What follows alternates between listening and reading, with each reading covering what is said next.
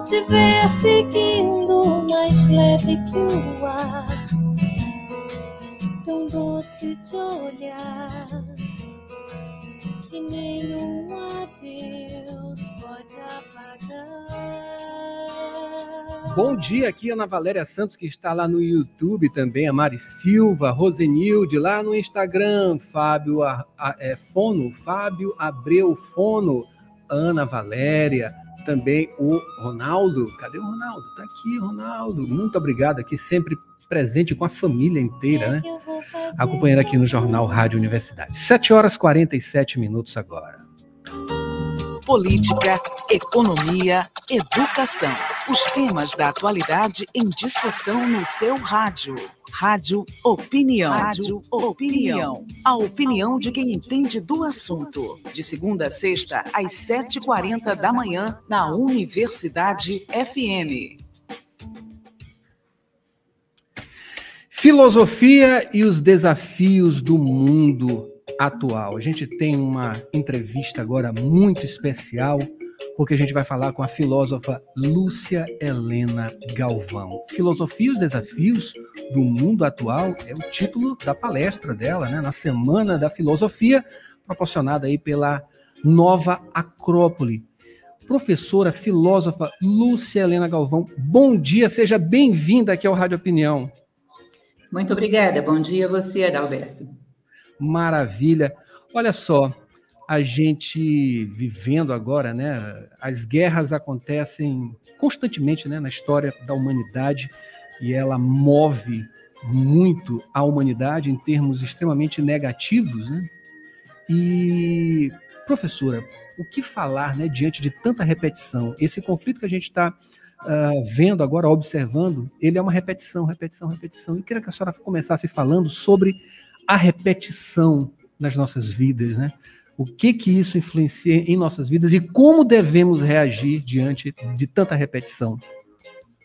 Existe uma frase, inclusive, que brinca, dizendo que quando as coisas estão muito repetidas, quando a cena da nossa janela é sempre a mesma, é sinal de que o automóvel está parado. E isso tem uma certa realidade, essa brincadeira, porque nós podemos perceber que, na verdade, o ser humano está parado, enquanto as coisas que ele faz avançam a uma velocidade tremenda. Então, a tecnologia avança numa velocidade incalculável, enquanto que o ser humano, quanto aos seus elementos fundamentais de caráter, de valores, está paralisado. Continua tendo um egoísmo feroz, continua tendo uma incapacidade de autocontrole tremenda, e esses elementos, quando bem armados por essa tecnologia atual, vão ficando cada vez mais potencialmente explosivos. Então, se nós pegarmos as grandes guerras da história e o homem atual, você vai ver que o homem é exatamente o mesmo, é o predador de sempre. Só a maneira como ele interage com o meio tornou-se muito mais destrutiva, pela capacidade que ele teve de avançar no campo tecnológico. Então, essa combinação é terrível. Nós teríamos que ter uma sociedade que, para ser segura, o homem crescesse junto com a tecnologia que ele cria, de tal maneira que ele pudesse portar essa tecnologia. Senão é como uma faca na mão de uma criança. Professora, a senhora falou em tecnologia e eu sempre trago aqui, de alguma maneira, né, as pessoas para falar e sempre trazer suas concepções sobre esse universo que a gente vive hoje, tão tecnológico, tão rápido, tão efêmero também. A gente vê e observa a violência acima de tudo.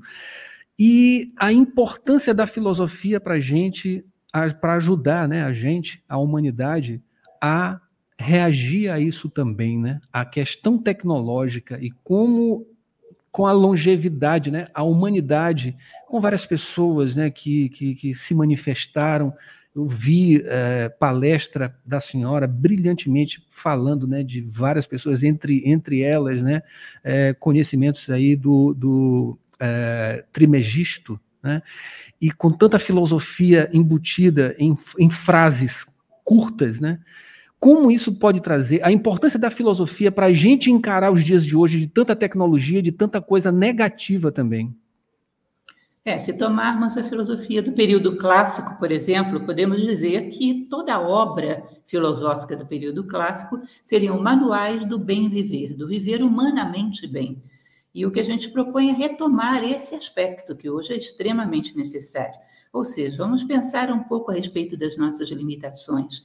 Já houve época na história, por exemplo, dentro da filosofia, onde o conhecimento não era concedido a quem não tivesse uma boa base moral, psicológica, que pudesse suportar o peso desse conhecimento sem usá-lo contra si próprio e contra a humanidade, contra a natura.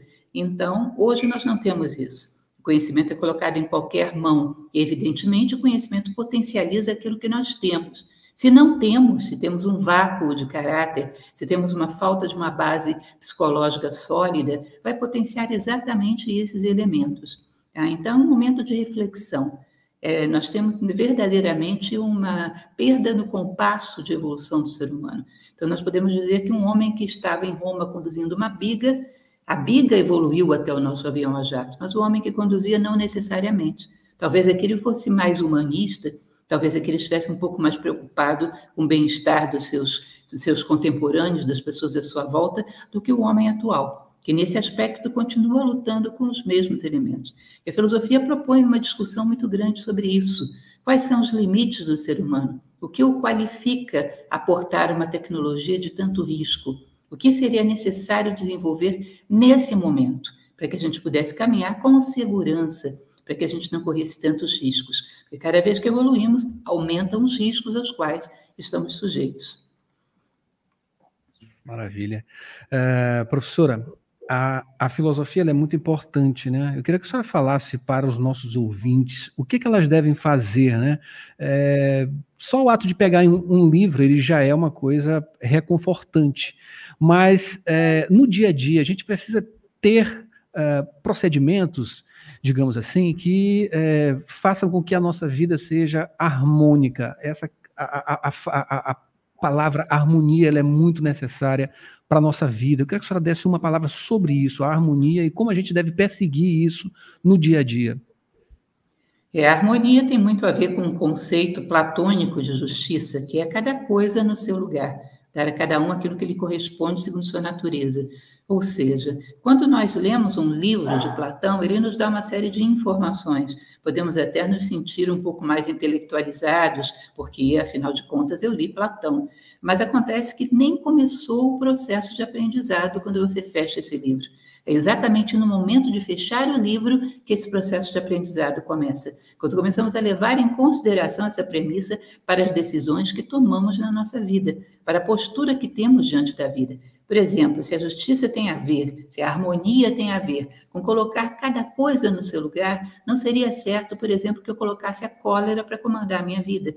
Não seria certo que eu colocasse a imprudência para tomar as decisões do meu lugar.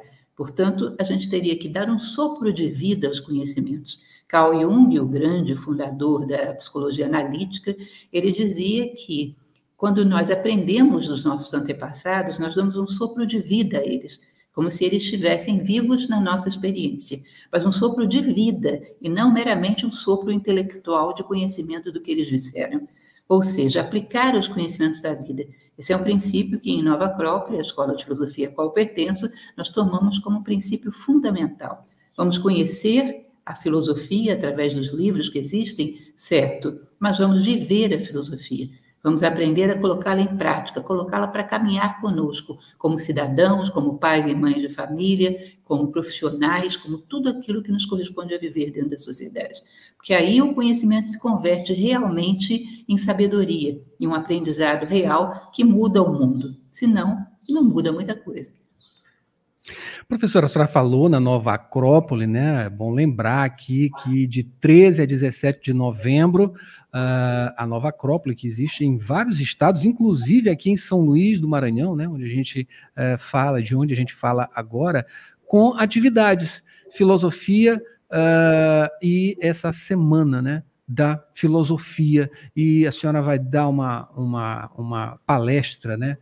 Falando justamente sobre esse tema, né? Filosofia, os desafios do mundo atual. Eu queria que a senhora falasse sobre essa sua relação com a Nova Acrópole, como a Nova Acrópole funciona e como ela tem angariado cada vez mais adeptos, inclusive pela internet, pelo YouTube, com as suas participações, as suas palestras, né? Que são extremamente apaixonantes.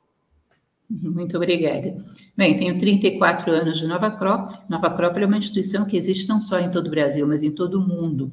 Estamos hoje em cerca de 60 países pelo mundo afora e no Brasil temos mais de 100 sedes. O nosso trabalho, como já expliquei basicamente, é ensinar filosofia prática, vivencial, ou seja, dar um sopro de vida à filosofia, de tal maneira que, trazida para dentro da nossa vida, ela nos torne seres humanos melhores. Sócrates atribui-se a ele uma frase onde ele dizia: só é útil o conhecimento que nos torna melhores. Aí ele realmente se converteu em algo que acrescenta valor à humanidade, acrescenta valor à história. O que Nova Acrópole faz pelo mundo afora é ensinar essa filosofia à maneira clássica, ou seja, da maneira como os clássicos viviam. Uma filosofia voltada para nos transformar em seres humanos que, dentro da dinâmica da sociedade, comportam-se humanamente bem. Ou seja, fazem aquilo que a natureza espera deles, segundo a nossa natureza humana, ou seja, enquadra a natureza humana com a natureza em geral, cumprindo o seu papel.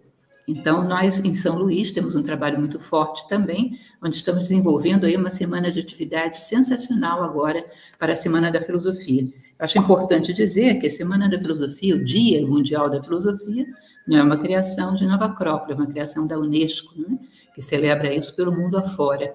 E nós, em Nova Acrópole, também pelo mundo afora, estamos celebrando essa data com uma série de atividades muito interessantes. Então, isso é o trabalho de Nova Acrópole, que está bem acessível a vocês, perto aí na Escola de São Luís, que começa nesse sábado, né, com uma palestra no Convento das Mercês, uma palestra que vai tratar da utopia à realidade, o papel da filosofia. Vale muito a pena conhecer. Maravilha. Muita satisfação, filósofa Lúcia Helena Galvão, de recebê-la aqui para trazer esses raciocínios, esses pensamentos, essas informações, acima de tudo, para a gente, para o nosso ouvinte da Rádio Universidade. Eu agradeço bastante. Boa sorte no evento, na palestra, como sempre, né? Que é uma coisa muito natural. Olhar você falando, escutar você é uma coisa muito reconfortante, é extremamente inspiradora e eu sou inspirado por você, eu sou uma pessoa apaixonada por você, eu já vi várias das suas palestras e um dia eu espero ver aqui em São Luís, né? Muito obrigado, professora, e muito obrigada. Uma outra oportunidade, né? Certo, um abraço. E esse foi o Jornal Rádio Universidade desta quarta-feira, uma produção do Núcleo de Jornalismo da 106. A gente volta amanhã com mais informações. Vocês ficam agora com Mayra Nogueira, o melhor do pop nacional e internacional. Acompanhando a gente aqui no YouTube, o Guilherme, também a tia Zilda. Muito obrigado, tia. Também Ana Valéria. Muito obrigado, Ronaldo, as filhas, Sofia, Maria Helena e também a Adriana, esposa. A gente volta amanhã com mais informações aqui no Jornal Rádio Universidade. Até lá.